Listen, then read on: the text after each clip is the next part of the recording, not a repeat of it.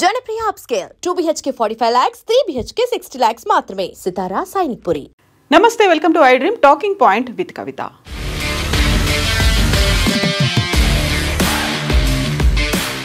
22 మంది మరణానికి కారణమైనటువంటి బస్ ప్రమాదం జరిగి 24 గంటలైతే గడిచిపోయాయి. ప్రమాదం అనగానే అనుకోకుండా జరిగేది, మనకు తెలియకుండానే జరిగేది, ఎప్పుడు ఎలా జరుగుతుందో తెలియకుండా జరిగేదాన్నే ప్రమాదం అంటాం. బట్ ఈ ప్రమాదం వెనకాల 5 ఖచ్చితమైనటువంటి కారణాలు ఉన్నాయి. ఆ 5 కారణాలు ఏంటి, ఇందులో ఎవరి నిర్లక్ష్యం, నిర్లిప్తత, ఉదాసీనత కనిపిస్తోందో చూద్దాం. బోల్డ్ అంతా మీడియాలో, సోషల్ మీడియాలో వైరల్గా సర్క్యులేట్ అవుతున్నాయి ఈ 5 అంశాలకు సంబంధించి. 5 కీలకమైనటువంటి అంశాలు. ఫస్ట్ మనం చూసుకోవాల్సింది బస్కి సంబంధించినటువంటి ఫిట్నెస్ ఉందా, ఇన్సూరెన్సులు ఉన్నాయా, ఎక్కడ రిజిస్టర్ అయింది అనే దాంతో చాలా కీలకంగా మారింది. DD01N9490 అనేటువంటి ఈ వెహికల్ డామన్ అండ్ డయ్యూలో రిజిస్టర్ అయింది. ఆల్ ఇండియా పర్మిట్ ఉన్నటువంటి వెహికల్ ఇది. పర్మిట్ వ్యాలిడిటీ అనేది 2028 5th ఏప్రిల్ వరకు ఉంది. బట్ ఫిట్నెస్ వ్యాలిడిటీ అనేది ఆల్రెడీ అయిపోయింది. రిమెంబర్ దిస్, దీనికి ఫిట్నెస్ వ్యాలిడిటీ అనేది లేదు. 25th అంటే 2025 మార్చ్ 31 కల్లా దీనికి ఫిట్నెస్ అయితే అయిపోయింది. ఇక ఇన్సూరెన్స్ వ్యాలిడిటీ కూడా లేదు. 2024 ఏప్రిల్ 20 కల్లా ఈ ఇన్సూరెన్స్ వ్యాలిడిటీ అనేది కూడా పూర్తయిపోయింది. ట్యాక్స్ వ్యాలిడిటీ అనేది కూడా 31 మార్చ్ 2024కి అయిపోయింది. పొల్యూషన్ వ్యాలిడిటీ అనేది కూడా 2024 ఏప్రిల్ 2కి అయిపోయింది. ఆ తర్వాత ఈ పర్మిట్లు కావచ్చు, మిగతా అన్నిటికి సంబంధించి కంప్లీట్గా వయలేషన్ ఉంది. పర్మిట్ వ్యాలిడిటీ మాత్రమే ఉంది, అది 28 వరకు ఉంది, అంటే 3 ఏళ్ల పాటు ఉంది. సో ఫిట్నెస్ లేదు, ఇన్సూరెన్స్ లేదు, ట్యాక్స్ వ్యాలిడిటీ లేదు, పొల్యూషన్ వ్యాలిడిటీ లేనటువంటి ఈ వెహికల్ని రన్ చేశారు. అందులోనూ ప్రధానంగా లిస్ట్ అనేది ఇచ్చారు. ఇందులో 40 కెపాసిటీ ఉంటుంది, 42 కెపాసిటీ ఉంది, రిజర్వ్ అయినటువంటి 40, ఆ తర్వాత అన్రిజర్వ్ 2 ఉంటే ఒక పర్సన్ మాత్రం రిజిస్టర్ కాకుండానే ఎక్కాడు. ఆ రిజిస్టర్ కాకుండా ఎక్కినటువంటి పర్సన్ ఎక్కడున్నారు, ఆయనకి ఏ సీటు కేటాయించారు, ఆయన ఉన్నాడా, హాస్పిటల్లో ఉన్నాడా, లేకపోతే తప్పించుకున్నాడా, దగ్ధమైనటువంటి ఆ బస్సులోనే ఆయన కూడా సజీవ దహనమయ్యాడా, ఇది ఇప్పటికీ అంతుపట్టని వ్యవహారంగా కనిపిస్తోంది. ఇది ఫస్ట్ నిర్లక్ష్యం అనేది. ఇక్కడ వేమూరి కావేరీ ట్రావెల్స్ ఏం చెప్తుంది, వాళ్ళు ఇచ్చేటువంటి సంజాయిషీలు, సమాధానాలు ఎలా ఉంటాయి అనే దాంతో పాటుగా ఆర్టీఏ ఏం చేస్తోంది. యాక్చువల్గా ఈ బస్ మీదే ఇప్పటికీ 26 కేసులు అనేవి ఉన్నాయి. 16 చలాన్లు ఉంటే 26,000 రూపాయల ఫైన్ అనేది ఉంది. దాన్ని ఎందుకు పట్టించుకోలేదు? ఇన్ని రకాల ఫెయిల్యూర్స్ అనేవి కనిపించినప్పుడు ఆ చలాన్ల విషయంలో కూడా అది కూడా ఓవర్ స్పీడ్ అనేది ఉంది, నెగ్లిజెన్సీ ఇన్ డ్రైవింగ్ అనేది ఉంది, నో పార్కింగ్ జోన్లో కూడా ఆయన డ్రైవ్ చేస్తూ వెళ్ళారు. ఇవన్నీ ఉన్న తర్వాత ఎందుకు పట్టించుకోలేదు? ఎక్కడ మానిటరింగ్ లోపం ఉంది? అందులోనూ బార్డర్స్ అనేవి తెలంగాణలో స్టార్ట్ అయ్యి ఆంధ్రప్రదేశ్ నుంచి కర్ణాటకకు వెళ్ళి 3 రకాల స్టేట్స్ ఇందులో ఇన్వాల్వ్ అయ్యి ఉన్నప్పుడు అది కూడా డామినెంట్ అయ్యి నుంచి వచ్చింది. ఇక్కడ నేషనల్ పర్మిట్ అనేది ఉంది, మొత్తం దేశవ్యాప్తంగా తిరిగేటువంటి పర్మిషన్ అనేది దానికి ఉన్నప్పుడు ఇన్ని రకాల ఫెయిల్యూర్స్ ఉన్నప్పుడు అది రోడ్ల మీద ఎలా తిరగగలుగుతోంది అనే దాంతో పాటుగా ఇక పర్టికులర్గా మాట్లాడుకుంటోంది డ్రైవర్కి సంబంధించి. మిరియాల లక్ష్మయ్య దీన్ని డ్రైవ్ చేశారు. యాక్చువల్గా సో మిరియాల లక్ష్మయ్య ఈ బస్కి డ్రైవర్గా ఉన్నారు. ఈ బస్సులో ఆల్రెడీ సెకండ్ డ్రైవరు ఉన్నారు, ఒక అసిస్టెంట్ కూడా ఉన్నప్పటికీ మిరియాల లక్ష్మయ్యకు ఉన్నటువంటి ఎక్స్పీరియన్స్ మీద, ఆయనకు వచ్చినటువంటి సర్టిఫికేట్ మీద కూడా, డ్రైవింగ్ లైసెన్స్ మీద కూడా ఇప్పుడు అనుమానాలు వ్యక్తం అవుతున్నాయి. సో ఇది కారణం నెంబర్ 2గా మనం చెప్పుకోవచ్చు. హెవీ వెయిట్ ఉన్నటువంటి వెహికల్స్ని రన్ చేస్తున్నప్పుడు వాళ్ళకి మినిమం ఎడ్యుకేషన్ క్వాలిఫికేషన్ అనేది 8th క్లాస్ వరకు చదివి ఉండాలి. బట్ మిరియాల లక్ష్మయ్య కేవలం 5th క్లాస్ మాత్రమే చదివారు. 10th క్లాస్కి సంబంధించి ఒక దొంగ సర్టిఫికెట్ని ఆయన పెట్టాడు అనేటువంటి వార్తతో పాటుగా 2014లో ఈ మిరియాల లక్ష్మయ్య లారీ డ్రైవర్గా పనిచేసినప్పుడు అప్పుడు కూడా ఓవర్ స్పీడ్తో క్లీనర్ మరణానికి కారణమయ్యాడు.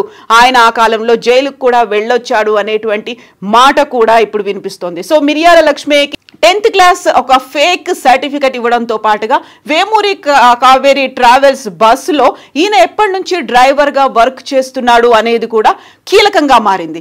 ఇక 3కి సంబంధించి చూస్తే శివశంకర్, ఆ బైకర్ గురించే మొత్తం అంతా మాట్లాడుకుంటున్నారు. బైకర్కి సంబంధించి ఇప్పుడు మనం చూస్తే మనకి యాక్సిడెంట్ జరిగింది 24th అంటే అక్టోబర్ 24th జరిగింది. ఆయన పెట్రోల్ పంప్ దగ్గరికి వచ్చి పెట్రోల్ కొట్టించుకోవడానికి వచ్చినప్పుడు ఆ పల్సర్ బైక్ తీసుకొని వచ్చాడు. ఆ టైం కూడా చూస్తే 2:23 అంటే ఎర్లీ అవర్లో ఆయన పెట్రోల్ కొట్టించుకోవడానికి వచ్చాడు. అక్కడ చాలాసేపు వెయిట్ చేశాడు. తనతో పాటుగా ఇంకొక పర్సన్ కూడా వచ్చి ఉన్నాడు. కాకపోతే ఆ పర్సన్ ఏమయ్యాడు అనే దాంతో పాటుగా అక్కడ ఆ టైంకు ఎవరు పెట్రోల్ కొట్టడానికి లేకపోవడంతో ఇద్దరూ కలిసి వెనక్కి వెళ్ళిపోయారు. వెళ్ళిపోయిన తర్వాత ఒక పర్సన్ మాత్రం వచ్చాడు. వచ్చినప్పుడు కూడా ఆయన ప్రాపర్గా నడవలేదు అనేటువంటి మాట, అంటే ఆయన ఏదో మద్యం మత్తులో ఉన్నాడేమో అని. దాంతో పాటుగా ఆయన వెహికల్ని తీసుకువెళ్ళడం కూడా, తన బైక్ని తీసుకెళ్లడంలో కూడా అనుమానాలు కనిపిస్తున్నాయి. సో బైక్ని పెట్రోల్ బంక్ నుంచి బయటికి తీసుకెళ్తున్నప్పుడు కూడా ఆయన వ్యవహరించినటువంటి తీరు మీద అది డౌట్ఫుల్గా ఉంది. సో ఇద్దరూ కలిసి వెళ్ళిపోయారు, ఒక్కడే తిరిగి వచ్చాడు. అది కూడా 2:22 వచ్చిన తర్వాత 2:23 తను తన బైక్ దగ్గరికి మళ్ళీ తిరిగి వచ్చాడు. వెళ్ళేటప్పుడు కూడా ప్రాపర్గా బైక్ని హ్యాండిల్ చేయలేకపోయాడు. రివర్స్ తీసుకొని వెళ్ళాలి అంటే సాధారణంగా ఇలాంటి పద్ధతిని ఎవరు యూస్ చేయరు. ఆ పద్ధతి చేశాడు. ఆ తర్వాత స్టార్ట్ చేసుకొని వెళ్ళినప్పుడు కూడా ఆ వెహికల్కి సంబంధించి హ్యాండిల్ చేయలేకపోయాడు. ఆయన ఏమైనా మద్యం మత్తులో ఉన్నాడా, శివశంకర్ మద్యం మత్తులో ఉన్నాడా అనే దాంతో పాటుగా ఆ వెహికల్, తను పల్సర్ వెహికల్కి సంబంధించి ఫ్యూయల్ ట్యాంకర్ కూడా బస్ కింది భాగంలో ఇరుక్కుపోయింది.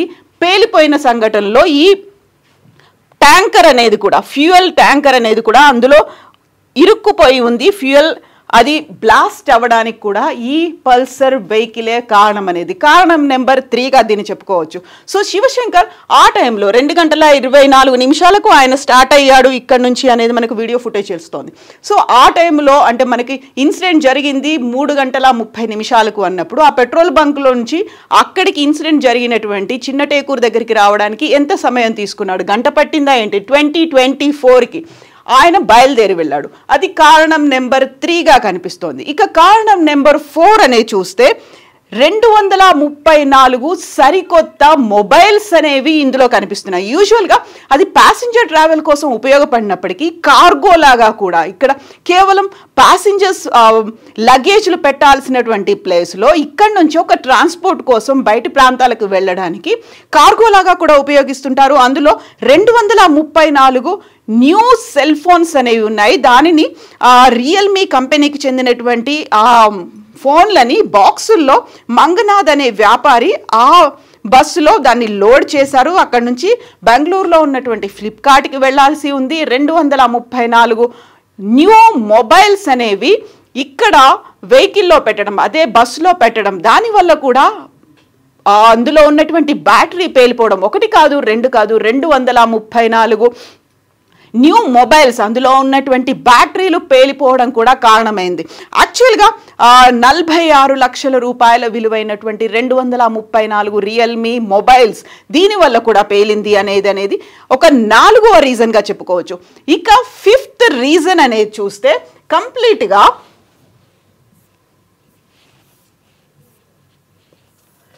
వెహికల్కి సంబంధించి కనిపిస్తోంది. 5th రీజన్ వెహికల్ ఓవరాల్ బాడీకి సంబంధించి. యాక్చువల్గా ఈ 42 మంది ప్రయాణించేలా ఉండేటువంటి ఈ వెహికల్ అది కూడా లేట్గా స్టార్ట్ అయింది. అందులో టైమింగ్ అనేది 9:30కి డిపార్ట్ అవ్వాల్సినటువంటి అవసరం ఉంది. 9:30కి అది స్టార్ట్ అవ్వలేదు. 9 గంటల జర్నీతో అది బెంగళూరుకి చేరుకోవాలి.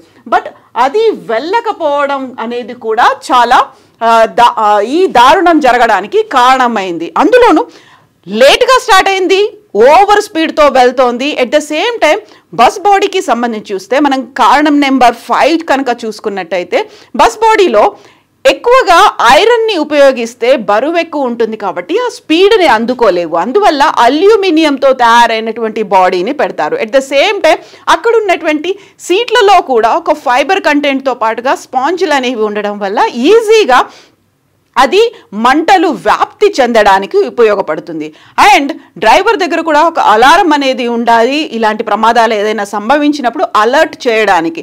బట్ అలాంటి ఫెసిలిటీ లేదు. At the same time emergency డోర్కి సంబంధించి అది ఏసీ కూడా ఉంది. అందులో విపరీతమైనటువంటి మంటలు వ్యాపించాయి. 2 నుంచి 3 నిమిషాల్లోనే ఈ సంఘటన జరిగినట్టుగా, బస్ మొత్తం మంటలకి అంటుకున్నట్టుగా ఫోరెన్సిక్ నిపుణులు అయితే అంచనాలు వేస్తున్నారు. సో ఓవర్ స్పీడ్తో వెళ్ళినటువంటి బస్ కింద శివశంకర్ తన బైక్తో వెళ్ళడం వల్ల అది గుద్దుకుంది. వెనకాల నుంచి వచ్చినటువంటి బస్ దాన్ని గుద్దడం వల్ల శివశంకర్ ఎగిరి పడిపోయాడు, అక్కడ చనిపోయాడు. ఆ తర్వాత ఆ వెహికల్ కూడా బస్ బాడీ కిందికి చేరింది. అలా 200 మీటర్ల దూరం ప్రయాణించింది. ఈ ప్రయాణించడంలో ఎగిసినటువంటి నిప్పురవ్వలతో బైక్ ట్యాంకర్ మంటలు అంటుకున్నాయి. ఆ తర్వాత అదే మంటలు బస్కి అంటుకున్నాయి. అలా 200 మీటర్ల దూరం వెళ్ళడం వల్ల విపరీతమైనటువంటి గాలి కూడా తోడవడంతో, అంత స్పీడ్తో వెళ్ళడంతో అంచనా వేయలేని పరిస్థితి. సో ఇమ్మీడియట్గా ఒక పెద్ద శబ్దం కూడా వచ్చింది అనేది. బైక్ ట్యాంకర్ పేలిపోయిందా, లేకపోతే బస్ ట్యాంకర్ పేలిపోయిందా? దీనికి తోడుగా 234 మొబైల్స్కి సంబంధించి వరుసగా బ్యాటరీలు కూడా పేలిపోవడం, వీటన్నిటి నేపథ్యంలోనే బస్కి అంత తీవ్ర స్థాయిలో మంటలు అంటుకున్నాయి. ఈ 5 కారణాల వల్ల, ఇందులోనూ కంప్లీట్గా ఏ ఒక్కరినో బ్లేమ్ చేయడానికి లేదు. అందులో ఈ డ్రైవర్కి సంబంధించి ఉన్నటువంటి ఇష్యూస్. సో మిరియాల లక్ష్మయ్య కంప్లీట్గా ఆయన అన్ఎలిజిబుల్ క్యాండిడేట్. యాక్చువల్గా డ్రైవ్ చేయడానికి తనకు కావలసినటువంటి సరైన లైసెన్స్ లేదు, దానికి క్వాలిఫైడ్ పర్సన్ కూడా కాదు. అదొక ఇష్యూ. అయితే సెకండ్ ఇష్యూ, అందులో ఉన్నటువంటి మెకానిజం అనేది కూడా ప్రాపర్గా లేకపోవడం.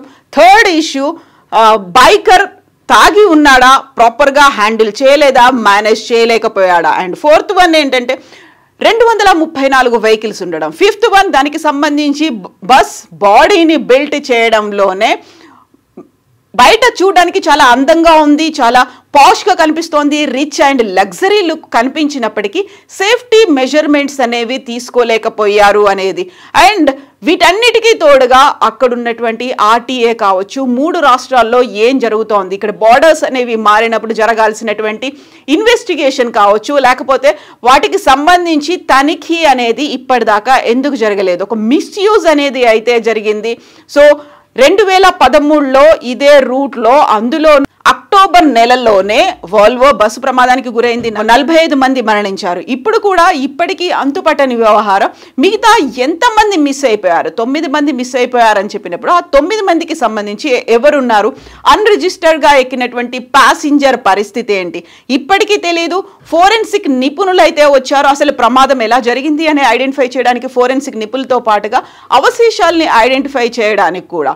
ఇమాజిన్, అసలు అక్కడ ఏ కండిషన్లోనూ ఎవరిని ఐడెంటిఫై చేయలేని పరిస్థితుల్లో బాడీలు ఉన్నాయి కాబట్టి దానికి కూడా మళ్ళీ ఫోరెన్సిక్ అంటే మిగిలిపోతే ఎముకలు ఏమైనా మిగిలిపోతే ఎముకల నుంచి DNA శాంపిల్ తీసి చేయాలి. ఆర్ఎల్స్ ఎముకలు కూడా గుర్తించలేని స్థితిలో బూడిదగా మారిపోయి ఉంటే దంతాల నుంచి శాంపిల్స్ తీసి DNA టెస్ట్ అనేది చేయాల్సినటువంటి అవసరం ఉంది. సో ఫోరెన్సిక్ అనేది అటు అక్కడ ఉన్నటువంటి ప్యాసింజర్స్ ఎవరెవరికి ఎలాంటి ప్రమాదం జరిగింది, ఏ సీట్లలో కూర్చున్నారు, ఏ ఫ్యామిలీ మెంబర్స్ అనేది ఐడెంటిఫై చేయడంతో పాటుగా ప్రమాదం ఎలా జరిగింది, దానికి ప్రాపర్గా క్వాలిఫైడ్ కానీ డ్రైవర్ వల్ల అయిందా, బైకర్ వల్ల అయిందా, బస్ బాడీ వల్ల అయిందా, లేకపోతే ఆ స్పీడ్ వల్ల అయిందా, ఫోన్లు పేలిపోవడం వల్ల అయిందా, వీటన్నిటికి సంబంధించి ఈ 5 కారణాలు చాలా కీలకంగా ఉన్నాయి.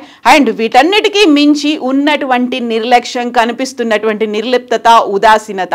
దాదాపుగా 26,000 ఫైన్లు అనేవి చలాన్ల రూపంలో ఉంటే బండిని ఎందుకు సీజ్ చేయలేకపోయారు? ఆల్ ఇండియా పర్మిట్ అయితే ఉంది, కాకపోతే డామన్ అండ్ డయ్యూలో అక్కడ రిజిస్టర్ అయినటువంటి వెహికల్ని ఇక్కడ ఎలా తిప్పగలుగుతున్నారు? అందులోనూ అన్ని రకాల ఫిట్నెస్ వ్యాలిడిటీలు, ఇన్సూరెన్స్లు, ట్యాక్స్ వ్యాలిడిటీలు, పొల్యూషన్ అనేది కూడా లేనప్పుడు అది ఇన్నేళ్లుగా ఎందుకు తిరుగుతోంది? 2024లోనే, అంటే ఆల్మోస్ట్ 1.5 ఇయర్గా దానికి ఫిట్నెస్ లేకపోయినప్పటికీ తిరుగుతోంది అంటేనే నిలువెత్తు నిర్లక్ష్యం కళ్ళ ముందు కనిపిస్తోంది. దానికి సజీవ సాక్ష్యం దహనం అయిపోయారు. సజీవంగా దహనం అయిపోయినటువంటి ఆ ప్రాణాలు కుటుంబ సభ్యులు అడుగుతున్నారు. వీటికి ఆన్సర్లు ఎవరిస్తారు? ఇలాంటి సంఘటన జరిగినప్పుడల్లా ఇది మొదటిది కాదు, కాకపోతే చివరిది మాత్రం కావాలని ప్రతి ఒక్కరు కోరుకుంటారు. సో ఈ సంఘటన చివరిది కావాలంటే ఏం జరగాలి? ఎవరిలో మార్పు రావాల్సిన అవసరం ఉందో కామెంట్స్ రూపంలో తెలియచేయండి.